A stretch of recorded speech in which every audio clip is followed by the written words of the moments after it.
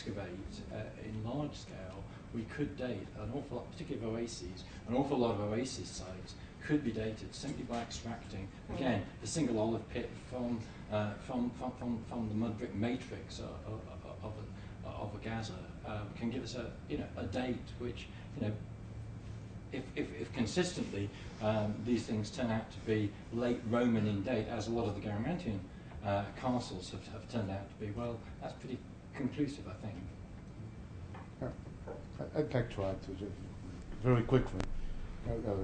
I think the work we're doing on the pre-Roman period is very important as well to attack one of the Kavanagh myths about pre-Roman pottery, that it was undateable, that it was the same, exactly the same you would find in the 17th settlement, Berber settlement.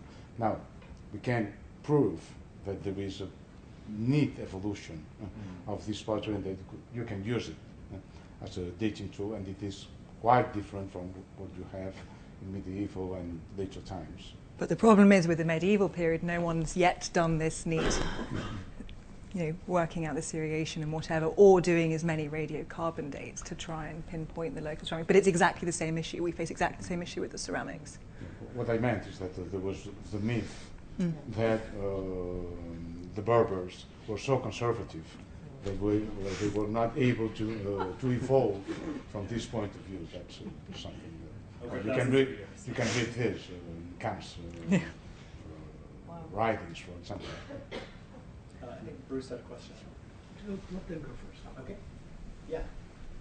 Well, I just wondered, is there any evidence at all of trans-Saharan influences on some of these early pre-colonial cities in terms of trade and connections, gold, salt, and how old are those great caravan routes that we know from later periods around 1000 AD? Well, that's very much part of my current project work, is to trace the trans-Saharan connections of the Garamantes, and yes, they certainly there do seem to be some tangible connections with the sub-Saharan zones.